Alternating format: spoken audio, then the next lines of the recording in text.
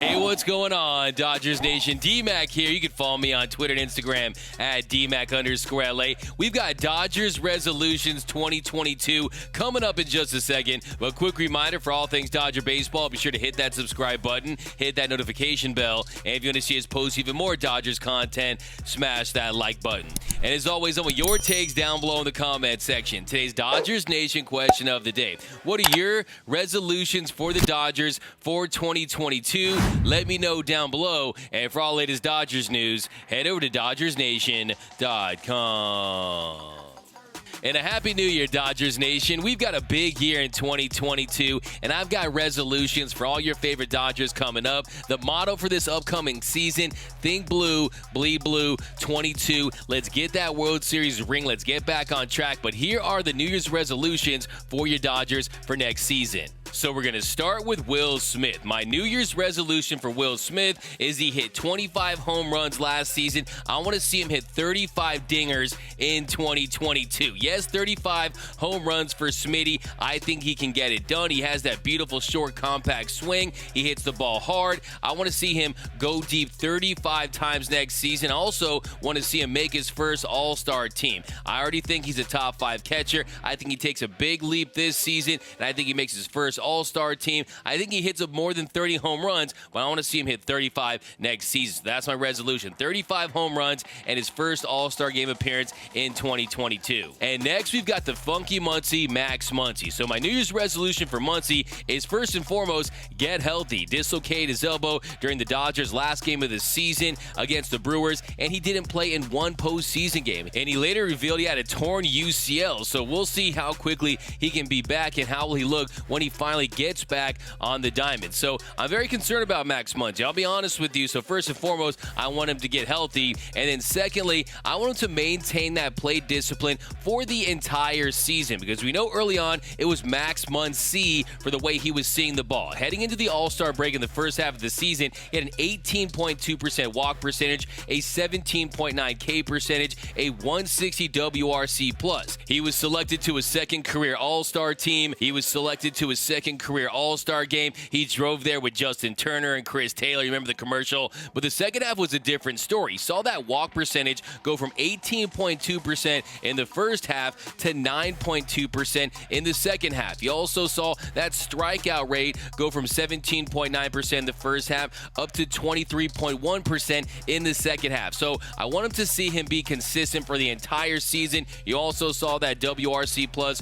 go from 160 in the first half down to 116 in the second half. Now, he still led the Dodgers with 4.9 F/WAR, but unfortunately, he was a different player. That discipline just wasn't there. He was expanding the strike zone more than he was in the first half. He was running into some home runs, but he just was a different hitter as far as how disciplined he was at the plate. So I want to see him have max play discipline next season. I also, most importantly, want to see him back on the field, because you saw how bad the Dodgers missed him in the postseason. He's a very clutch player. He's the Dodgers' best slugger, and he was sorely missed in October. Next, we have Chris Taylor. His 2021 season mirrored Muncy's in some ways, where he had a really nice first half, made the All-Star team, and then faded in the second half. First half of the season, Chris Taylor slashed 277, 382, 452, had 10 home runs, 46 RBIs, a 130 WRC plus. Then in the second half of the season, he slashed 223, 290,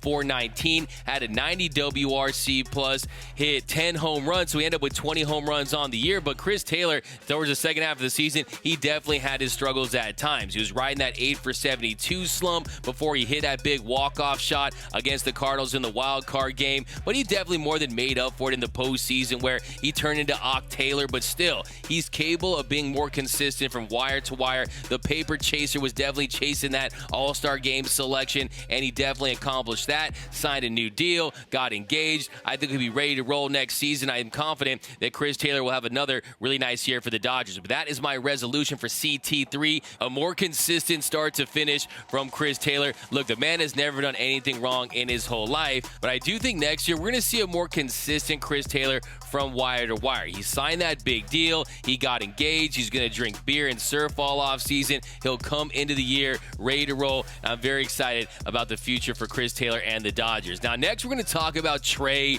Turner. Turner. So Trey Turner was tremendous when the Dodgers traded for him at the deadline. With LA for the regular season towards the end of the year, he had a 950 OPS, a 152 OPS plus. He had 10 home runs with the Dodgers, had 17 doubles, had the slide that broke the internet. But in the postseason, it was a different story. He batted third for the majority of games for LA, and in October, he hit 216, had a 500 OPS, and for his career now, he has a 228 batting average with a 561 OPS and 179 plate appearances in the postseason. And for his career, he has a 17.9 strikeout rate in the regular season. Well, in the postseason, that number is at 26.9%. So my resolution for Trey Turner is find a way to have success when it matters most, and that is in the postseason, because that is his reputation right now, is that he is an elite regular season player, but he doesn't get it done when it matters most. And look, we've seen guys break out. What I tell you, Cody Bellinger,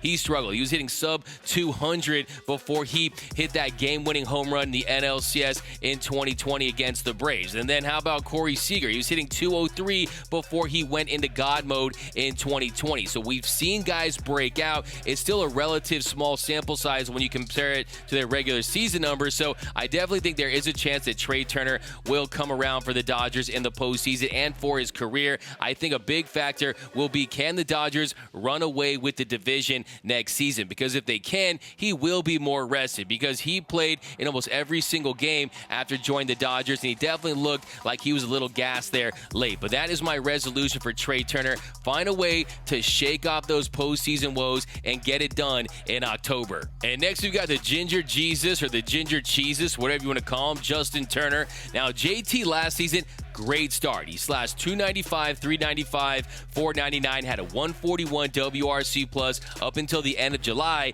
And then after that, he slashed 241, 311, 414, had a 97 WRC plus through the team's final few months of the season. You also saw what happened in the postseason. He really struggled before having to leave with that hamstring injury, and he was done for the season. So when it comes to Justin Turner, my resolution for him is use the designated hitter to your advantage. You're going to have the DH in the National League next season, and we need to use it for JT so he can stay as fresh as he can for the entire season so he doesn't fade in the postseason. Look, he is no spring chicken. He turned 37 in November, so as far as baseball age goes, he's getting up there. He'll be the Dodgers' oldest position player next season. I think when it comes to Justin Turner, you have to find a way to utilize that DH spot as best as you can, because he looked great early, did that whole 30 diet. He was looking slim and trim, but he did fade towards the season, just didn't have enough. And that's kind of been his MO sometimes, is can he stay on the field? Does he have those injuries? Well, last year he got injured when it mattered the most. And the Dodgers, they miss his clutch base hits.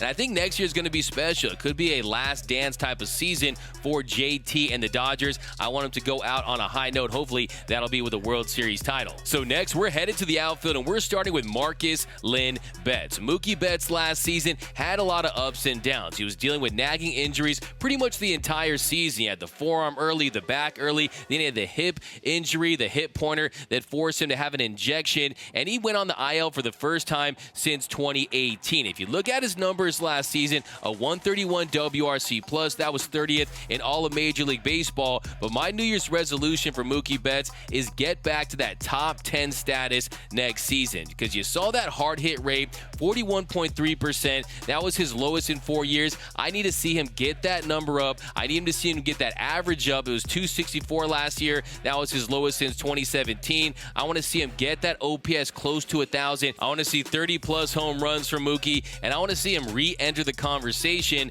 for one of the game's great players, because you're not hearing about Mookie Betts when you're talking about the Vladdy Guerrero Jr.'s, the Shoheis, the Fernando Tatis Jr.'s, the Bryce Harpers, the Juan Sotos of the world. I want to see Mookie Betts get back to being elite next season, get back to being a top 10 player in all of Major League Baseball. So next we've got Cody Bellinger. So Belly had a nightmare of a season in 2021. The regular season was terrible. He finished near the bottom in almost every single offensive category. He finished with a -1.5 B-WAR. He was atrocious at the plate. Make no mistake about it, but he did turn around in the postseason. He slashed 353, 436, 471 in 12 postseason games. He had so many clutch hits. He had the clutch base hit in Game 5 of the NL Yes, he had the clutch home run in Game 3 of the NLCS, and Bellinger looked like a different guy at the plate. You saw his setup, you saw his knees bent, a little more movement, the stance was different, and he was just seeing the ball so much better, and he was catching up to heaters. So I want him to build on that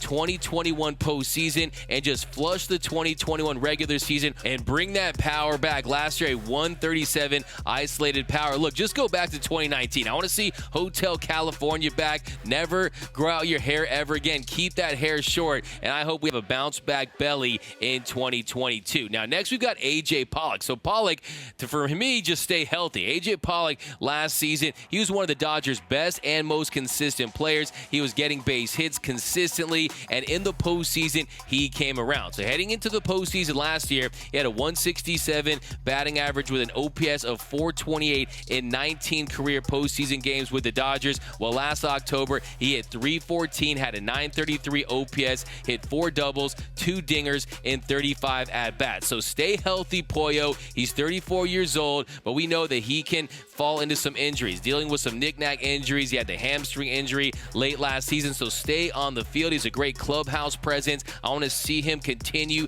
to stay productive next season. Now, we're going to throw in some pitchers here, starting with Walker bleepin' Buehler. So Walker Buehler, 27 quality starts last year. That was tops in all of Major League Baseball. He finished 4th in ERA at 247, 7th in FIP at 316, averaged 6.29 innings per start. But my resolution for Walker Buehler is get back to being big game Buehler in the postseason, because now after last year, he still has a really nice ERA at 2.94 ERA in the postseason, a 3.16 FIP in 15 starts. But last year it was a little bit of a different story, a 4.91 ERA, a 4.81 FIP in 4 starts with 18 punch-outs and 9 walks in 18 and a thirds innings pitched. So get back to being big game Buehler. I think he really tried to carry this team. He was going for that Cy Young award, but unfortunately he ran out of gas, and butane will fill up that gas tank this offseason, and I'm hoping he gets back to being that big game Buehler that shoves when the Dodgers need him most. Then next we have Julio Urias. The Urias had a breakout year for the Dodgers last season,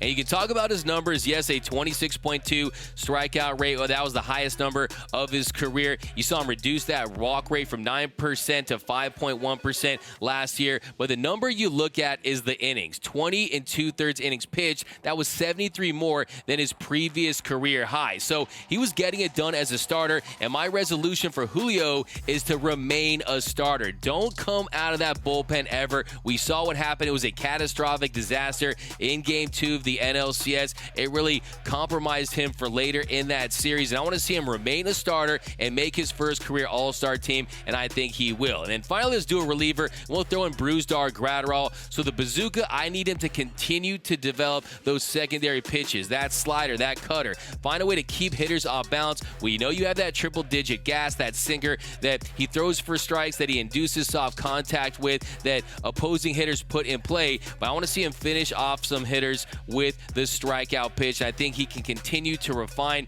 his game from that standpoint. So I just want to see his ability to miss bats continue to develop, and I think that he can become a more dynamic pitcher and hopefully a lockdown closer for the Dodgers one day. But then a bonus one, Gavin Lux. I hope Gavin Lux can continue to keep his swing simplified. And also my resolution is, if you're going to play in the outfield, get more reps all off season, because you saw he has the ability, he has that natural athleticism, that raw talent. He just needs experience. So I want to see Gavin Lux continue to develop as a more versatile player, playing infield and the outfield. So those are my resolutions for the 2022 Dodgers. Give me yours down below. My name is D-Mac. You can follow me on Twitter and Instagram at DMac_LA. For all things Dodger baseball, be sure to hit that subscribe button, hit that notification bell, and if you want to see us post even more Dodgers content, smash that like button. And until next time, think blue, bleed blue, 22, and I'm out.